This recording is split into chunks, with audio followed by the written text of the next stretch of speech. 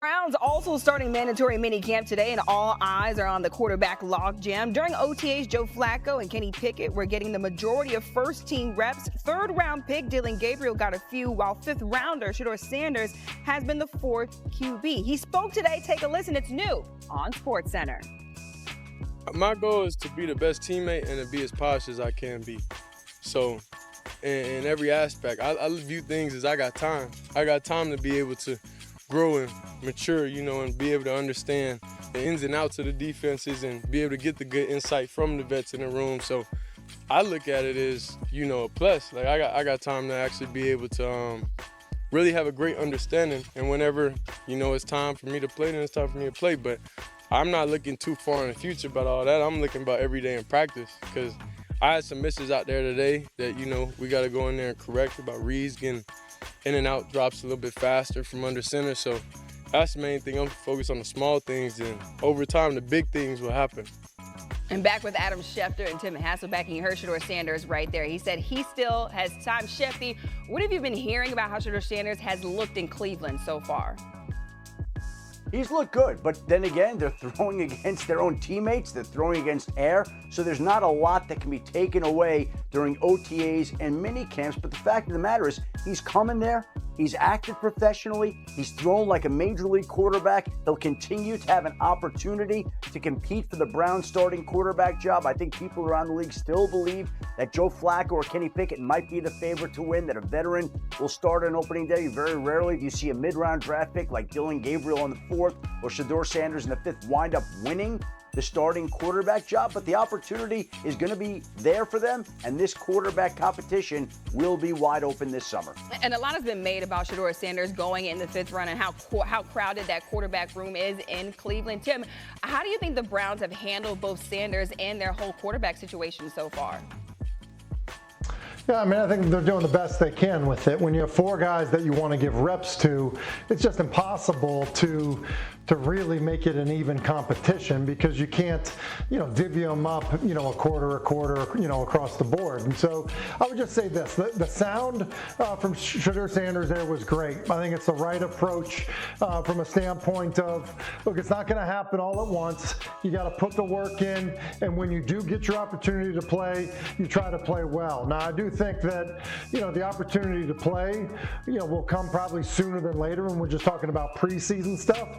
But it's not going to happen with, necessarily with the starters. And I would say this, from the reporting about, look, it's been Joe Flacco and Kenny Pickett on one side doing 11-on-11 and 7-on-7. On the other side, Gabriel and Sanders doing it. Look, until, Sanders or Gabriel, for that matter, are taking reps with Jerry Jeudy and David Njoku in team environment stuff, it's not a real competition. It's just not. Like, the reality is until you are competing kind of apples to apples in terms of who you are in getting live reps with the guys that are the starters, it's no different than varsity and JV. There's a difference. So until that happens, like it looks right now with the way they're doing and how they're handling it, that Kenny Pickett and Joe Flacco are the guys that are having the initial crack at being the starters. Yeah, still very, very early. And Amina, let me say this. Go ahead, Shefty, go ahead. Hold on.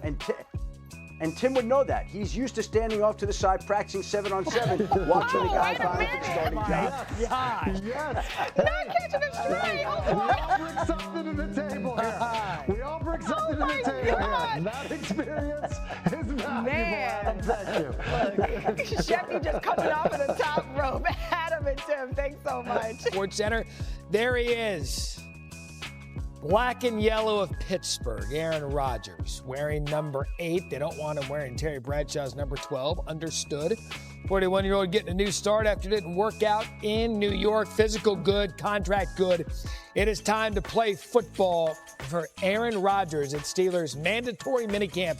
Is this video just coming in from this afternoon as we welcome in our senior NFL insider, Adam Schefter, and analyst Tim Hasselbeck.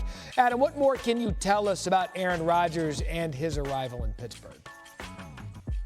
Matt, he met with the team this morning, and after not showing up for OTAs and waiting till sign until last week, he told the team he is all in for this season. And this is the start of his onboarding process. This essentially amounts to rookie orientation for the 41-year-old quarterback as he begins to get acclimated to his new teammates, new coaches, new offense in a new city. That's what these couple of days of mandatory minicamp are about for Aaron Rodgers before the Steelers break for the summer and then report back to training camp with an eye on the regular season opener against former Steelers quarterback Justin Fields and the New York Jets. Yeah, and with all the talk about, hey, when does he need to get there? Look, this is plenty of time. It's a quarterback that's played, a couple decades in the National Football League. To be there before training camp and be participating in this, I think is just an absolute bonus for Pittsburgh.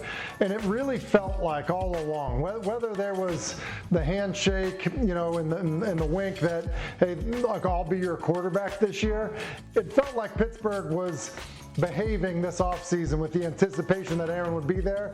And Aaron's going to come with a lot of confidence, a lot of experience to give that team hope. Just the reality is, yeah, he's north of 40, but just even in the mini camp and the experience around the guys, like it's going to give that organization a hope that their quarterback play will become stabilized and maybe be, even better than stabilized because of his arrival. Yeah, Hasselbeck, you can talk about how you want. He's a future Hall of Famer, first ballot. He's won a Super Bowl, one of the best pure throws of football ever.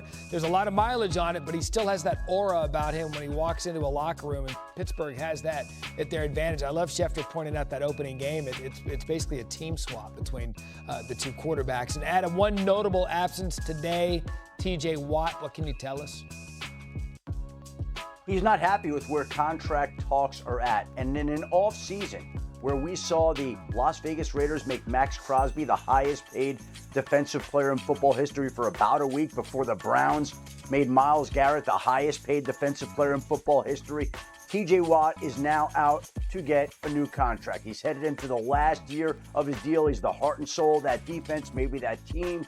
City obviously loves him, and he wants to be paid right now with all these pass rushers being paid. He feels like he's underpaid. He did not report today. Trey Hendrickson in Cincinnati did not report today. And in an offseason of pass rush deals, there are still more deals out there for players like Watt, Hendrickson, and Dallas Cowboys edge rusher Micah Parsons. Yeah, it's kind of missed out on that. You got to go out there and dance. On the field, the Cowboys are hoping to bounce back from last year's Greek tragedy. A season of high hopes ended in 7-10.